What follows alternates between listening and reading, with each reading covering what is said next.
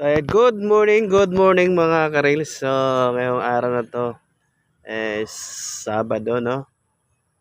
May kwento no ang kwento, pasok. Ayan na agad ako, no? Ang kwento ay magsisimula sa isang mayaman na may 3 anak. So, yung mayaman na yon, ang gusto niya dun sa 3 niyang anak na lalaki is matuto siya sa buhay, no? Pinatawag niya yung 3 niyang anak na 3 lalaki niyang anak na sinabi niya, dito kayo, lapit kayo, may sasabihin ako sa inyong mga anak. Nakikita niyo ba yan? Yung 3 buto. Sabi ng mga anak, opo, tay, nakita namin. So, kumuha kayo ng tig-iisang buto. Kumuha yung mga anak niya tig-iisang buto. So, sabi nung tatay niya, dalhin nyo yung buto sa inyong paglalakbay. At yung buto na yan, magsisilbi na parang ugali nila doon sa sa paglalakbay nila. So, kumuha yung 3 magkakapatid ng tig-iisang buto. Habang pinalis lang tatay na naglalakbay na sila. Habang sila naglalakbay, may 3 daan na nakita nila. So, yung isa, malawak. Malawak yung kalsada, malaki yung kalsada. Sabi nung isang kapatid, yung kuya, dito ako sa malaking kalsada. Kailangan din pumili ng isa-isa para mabilis na makapunta sa ating pupuntahan.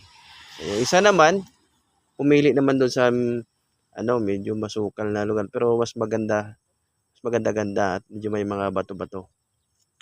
At yung isa, dumaan doon sa mga maraming tinik, paliko-liko yung daan na So balik tayo doon sa sa malaking daan. So diretso yung daan niya. Pero diretso lang, lakad siya. Di niya alam, mainit pala sa lugar na yun. Disyerto. So naisip niya, kainin na lang yung buto. Kinain niya na lang yung buto. Kasi nagutom siya, sobrang init. Wala na. Kinain niya na eh. Yung pangalawa naman na kapatid niya, sumunod sa panganay, doon sa medyo magandang daan at medyo bato-bato, lalakad siya, sabi niya, dito hindi nila alam. Ito yung shortcut papunta doon sa sinasabi ni tatay na kayamanan, makukuha nila nga. So, dire-diretso yung isa. Habang siya ay palakad-lakad doon sa mga bato at itinapon niya yung yung sa asar niya kasi di siya makakapit doon sa bato, di siya makakapit. May hawak-hawak nga siya na na buto. Tinapon niya.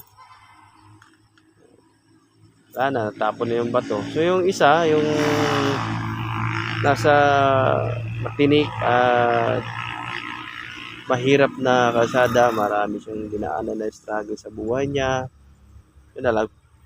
Yung hirap at sa buhay niya, na daanan niya. Pagdating niya ron sa dulo, so medyo malinis yung daan. Maliwalas siya, may mga may mga puno, maganda na yung puno. Itinanim niya ang buto. Yung buto na dala niya. Sabi niya sa buto na itong buto na to, pag namunga ka, sagana sana yung yung bunga mo, at yung susunod diyan sa dinaanan ko na hirap, mamumunga ka na at sila na yung pipitas.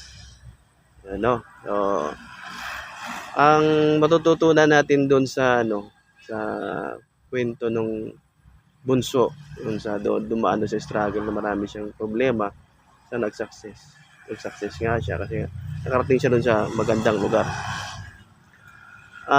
Para na doon sa mga hindi niya nainisip yung sarili niya na hirap na dinaanan niya doon sa mga masukal na daan, kalsada, matinik, kasi nga iniisip niya yung mga anak niya na susunod doon sa yapak niya.